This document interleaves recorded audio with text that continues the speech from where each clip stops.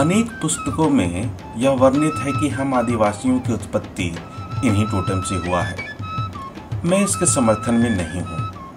Totem एक प्रतीकात्मक वस्तु या जीव है और जिसका उद्देश्य मात्र वृहद आदिवासी समाज के अंतर्गत आने वाले विभिन्न छोटे आदिवासी समूहों को विशिष्ट पहचान देने के लिए बनाया गया था। प्राचीन काल से ही वैवाहिक संबंध समान गोत्र के बीच संभव नहीं था। आज भी गोत्र के बाहर ही विवाह प्रचलन में है। आदिवासी समाज में देव एवं देवी की अवधारणा नहीं थी, वो प्राकृतिक पूजक थे। इसलिए स्वयं को उन्होंने कभी किसी अवतरित मनुष्य का वंशज नहीं माना। आदिवासी समाज की यह सबसे बड़ी विशेषता थी। वहीं अन्य समाज में गोत्र इस प्रकार से तय नहीं होते हैं। टोटम को आदिवासी समाज ने अपना वातावरण के आसपास के अवलोकन के आधार पर चुना था।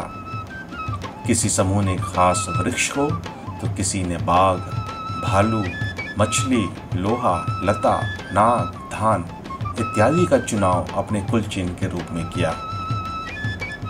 पिछली शताब्दी तक झारखंड के अनेक सुदूर गांव या टोला अपने टोटम या गोत्र के नाम से जाने जाते थे।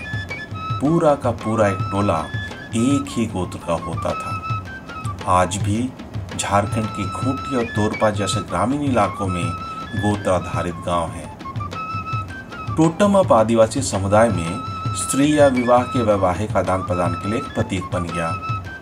दो विभिन्न गोत्रों में के समुदायों में वैवाहिक संबंध ने उनमें आर्थिक, धार्मिक और आपसी निर्भरता को और प्रगाढ़ कर दिया। सरल अर्थों में हम कह सकते हैं कि विवाह संबंध दो जोड़ों का नहीं होकर दो गांव या दो टोलों का हो गया।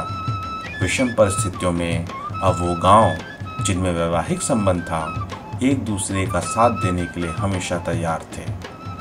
दूसरा, अब इस गांव से आपको कोई शत्रुता नहीं होनी थी। समाज ने टोटम को एक पवित्र और आराध्य इकाई के रूप में स्थापित कर दिया। विवाह को आदिवासी समाज एक बहुत ही दिव्य प्रक्रिया मानता है। स्त्री पुरुष का यह समागम एक नव जीवन सृजन करने में सक्षम होती है। यह शक्ति इसके अलावा मात्र सृष्टि के पास है। टोटम और गोत्र की महत्ता इसलिए और अधिक हो जाती है। मनुष्य और एक पशु में सबसे बड़ा अंतर निकट अभिगमन निषेध के धारणा के कारण है।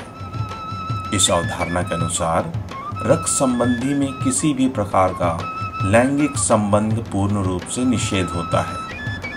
सामाजिक विज्ञान में यह बहुप्रचलित सिद्धांत है कि जिस काल में मनुष्य को इस निषेध का बोध हुआ होगा, यही वह काल था जब मनुष्य के मध्य संस्कृति का उदय हुआ था।